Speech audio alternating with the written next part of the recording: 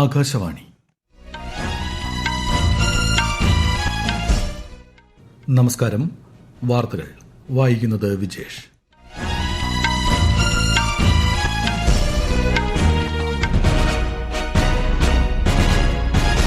പ്രധാന വാർത്തകൾ. ആഗോള സമ്പദ് വ്യവസ്ഥയിൽ സ്ഥിരതയും മൂല്യവുമുള്ള പങ്കാളിയായി മാറുന്നതിനുള്ള ശരിയായ ദിശയിലാണ് ഇന്ത്യയെന്ന് ഉപരാഷ്ട്രപതി ജഗദീപ് ധൻഖർ. കേന്ദ്ര ആഭ്യന്തരമന്ത്രി അമിത്ഷാ ഇന്ന് കേരളത്തിൽ.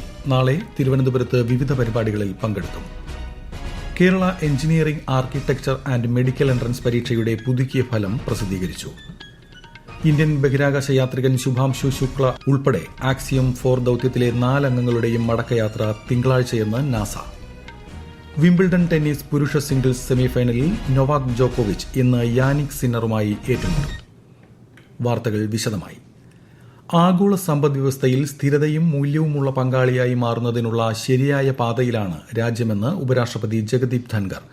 ന്യൂഡൽഹിയിൽ നടന്ന CII-ITC സുസ്ഥിരത അവാർഡ്ദാന ചടങ്ങിൽ സംസാരിക്കുകയായിരുന്നു ഉപരാഷ്ട്രപതി. വികസന മാതൃകയുടെ ദീപസ്തംഭമാണ് ഇന്ത്യ. സമ്പദ് വ്യവസ്ഥയിൽ ഫലപ്രദമായ പരിവർത്തനത്തിന് വ്യവസായം ഒരു പ്രധാന പങ്ക് വഹിക്കേണ്ടതുണ്ടെന്ന് ഉപരാഷ്ട്രപതി പറഞ്ഞു. India stands today at a historic inflection. This inflection point we had not seen before. We are the most populous nation on the planet. Bharat is home to 1/6 of humanity. We are the world's largest economy at number 4. And we are the torchbearers of a development paradigm. The global 2030 agenda for sustainable development cannot succeed on the planet without India's participation. പ്രധാനമന്ത്രി നരേന്ദ്രമോദിയുടെ വിദേശ സന്ദർശനങ്ങളെക്കുറിച്ചുള്ള പഞ്ചാബ് മുഖ്യമന്ത്രി ഭഗവന്ത് മാന്റെ പരാമർശത്തെ വിദേശകാര്യ മന്ത്രാലയം ശക്തമായി വിമർശിച്ചു. ഇത്തരം പരാമർശങ്ങൾ നിരുത്തരവാദപരവും ഖേദകരവുമാണെന്ന് വിദേശകാര്യ മന്ത്രാലയ വക്താവ് രൺധീർ ജയ്സ്വാൾ പറഞ്ഞു. സുഹൃദ് രാജ്യങ്ങളുമായുള്ള ഇന്ത്യയുടെ ബന്ധത്തെ ദുർബലപ്പെടുത്തുന്ന അഭിപ്രായങ്ങളിൽ നിന്ന് സർക്കാർ വിട്ടുനിൽക്കുന്നുവെന്നും അദ്ദേഹം പ്രതികരിച്ചു. BJP മുതിർന്ന നേതാവും കേന്ദ്ര ആഭ്യന്തരമന്ത്രിയുമായ അമിത്ഷാ ഇന്ന് തിരുവനന്തപുരത്തെത്തും. നാളെ BJPയുടെ പുതിയ സംസ്ഥാന കാര്യാലയം അദ്ദേഹം ഉദ്ഘാടനം ചെയ്യും. പുത്തരിക്കണ്ടം മൈതാനത്ത് തെക്കൻ ജില്ലകളിലെ ബൂത്ത് ലെവൽ നേതാക്കളെ അഭിസംബോധന ചെയ്യുന്ന അദ്ദേഹം BJP സംസ്ഥാന നേതൃയോഗത്തിലും പങ്കെടുക്കും. കണ്ണൂർ തളിപ്പറമ്പിലെ രാജരാജേശ്വര ക്ഷേത്രത്തിലും കേന്ദ്രമന്ത്രി ദർശനം നടത്തും. ബീഹാറിലെ വോട്ടർ പട്ടികയുടെ പ്രത്യേക തീവ്ര പുനഃപരിശോധന 66% പൂർത്തിയായതായി തെരഞ്ഞെടുപ്പ് കമ്മീഷൻ. ഇന്നലെ വൈകിട്ട് 6 മണിവരെ 5.22 കോടി ഫോമുകൾ ശേഖരിച്ചു. സംസ്ഥാനത്ത് മൊത്തം 7.89 കോടി വോട്ടർമാരാണുള്ളത്. ഏകദേശം 98% വോട്ടർമാർക്കും ഇതിനകം ഫോമുകൾ വിതരണം ചെയ്തു കഴിഞ്ഞു. ജൂലൈ 25 മുമ്പായി പരിശോധന പൂർത്തിയാക്കാൻ കഴിയുമെന്ന് തെരഞ്ഞെടുപ്പ് കമ്മീഷൻ അറിയിച്ചു.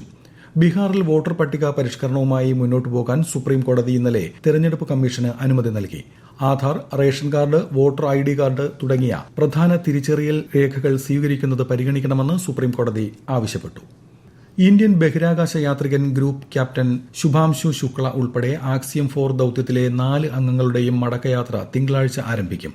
അൺഡോക്കിംഗിന് മണിക്കൂറുകൾക്ക് ശേഷം പസഫിക് സമുദ്രത്തിൽ കാലിഫോർണിയ തീരത്തിനടുത്താകും പേടകം ഇറങ്ങുകയെന്ന് NASA commercial crew programme manager Steve Stich വാർത്താ സമ്മേളനത്തിൽ പറഞ്ഞു. ശുഭാംശു ശുക്ല 14 ദിവസത്തെ ദൌത്യത്തിനാണ് അന്താരാഷ്ട്ര ബഹിരാകാശ നിലയത്തിലേക്ക് പോയത്. രാകേഷ് ശർമ്മയ്ക്ക് ശേഷം ഇന്ത്യയിൽ നിന്നുള്ള ബഹിരാകാശ യാത്രികനായ അദ്ദേഹം ബഹിരാകാശ നിലയത്തിലെത്തുന്ന ആദ്യ ഇന്ത്യക്കാരനാണ്. ഇന്ത്യയുടെ ഗഗൻയാൻ ബഹിരാകാശ ദൌത്യത്തിനുള്ള ഉറച്ച ചുവടുവയ്പായാണ് ആക്സിയം 4 കണക്കാക്കപ്പെടുന്നത്. Kerala engineering, architecture and medical entrance KEAM പരീക്ഷയുടെ പുതുക്കിയ ഫലം പ്രസിദ്ധീകരിച്ചു. 76,230 വിദ്യാർത്ഥികൾ യോഗ്യത നേടി. ആദ്യത്തെ റാങ്ക് പട്ടിക റദ്ദാക്കിയ ഹൈക്കോടതി സിംഗിൾ ബെഞ്ച് വിധി ഡിവിഷൻ ബെഞ്ച് ശരിവച്ചിരുന്നു. ഇതേ തുടർന്നാണ് മുൻ നിശ്ചയിച്ച പ്രോസ്പെക്ടസ് പ്രകാരം പുതുക്കിയ പട്ടിക പ്രസിദ്ധീകരിച്ചത്.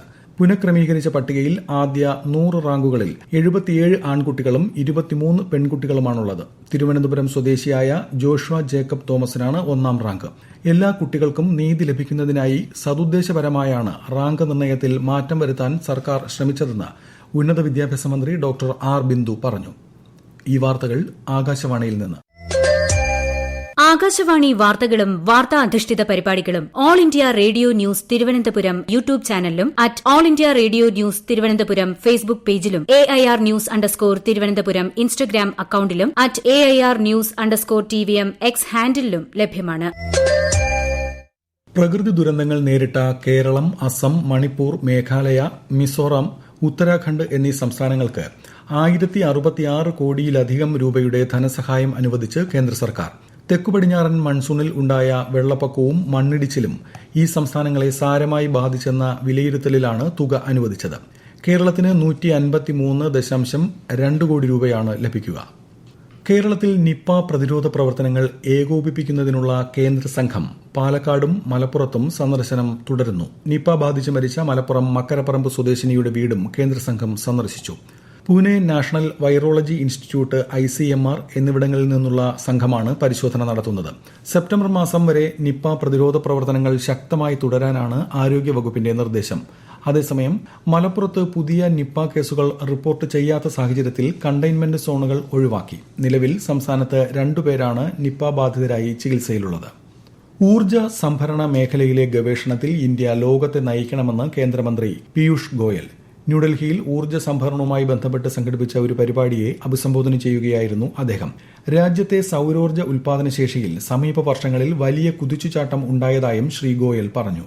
India must lead in the research and development effort in the field of energy storage. Next generation battery chemistries, solid state technologies, hybrid storage solutions, circular supply chains, all of these will define our energy independence. സ്വച്ഛതാ വാരാചരണത്തിന്റെ ഭാഗമായി തിരുവനന്തപുരത്ത് ഇന്ന് സംഘടിപ്പിക്കുന്ന പരിപാടി കേന്ദ്ര സഹമന്ത്രി സുരേഷ് ഗോപി ഉദ്ഘാടനം ചെയ്യും. All saints കോളേജിലാണ് പരിപാടി. വിദ്യാർത്ഥിനികൾക്ക് അദ്ദേഹം സ്വച്ഛതാ പ്രതിജ്ഞ ചൊല്ലിക്കൊടുക്കും. തിരുവനന്തപുരം ശ്രീകാര്യത്തുള്ള കേന്ദ്ര കിഴങ്ങുവർഗ ഗവേഷണ കേന്ദ്രത്തിന്റെ 62ാം സ്ഥാപക ദിനാഘോഷം ഗവർണർ രാജേന്ദ്ര വിശ്വനാഥ് അർലേക്കർ ഇന്ന് ഉദ്ഘാടനം ചെയ്യും. രാവിലെ ICAR CTCRI മില്ലേനിയം ഹാളിൽ നടക്കുന്ന പരിപാടിയിൽ വിവിധ ധാരണാപത്രങ്ങൾ കൈമാറും. രാജ്യത്തെ മത്സ്യോൽപാദനം ഇരട്ടിയിലധികമായതായി കേന്ദ്രമന്ത്രി രാജീവ് രഞ്ജൻ സിംഗ്. കഴിഞ്ഞ 11 വർഷത്തിനുള്ളിൽ മത്സ്യോൽപാദനം 95.79 ലക്ഷം ടണ്ണിൽ നിന്ന് 195 ലക്ഷം ടണ്ണായി.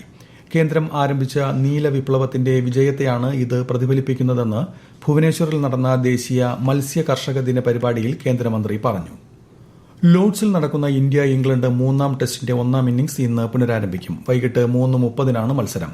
ഇന്ത്യക്കെതിരെ 4 വിക്കറ്റിന് 251 റൺസ് എന്ന നിലയിലാണ് ഇംഗ്ലണ്ട്. ഇന്ത്യയ്ക്ക് വേണ്ടി നിതീഷ് കുമാർ റെഡ്ഡി 2 വിക്കറ്റ് നേടി. രവീന്ദ്ര ജഡേജയും ജസ്പ്രീത് ബുംറയും ഓരോ വിക്കറ്റ് വീതം വീഴ്ത്തി.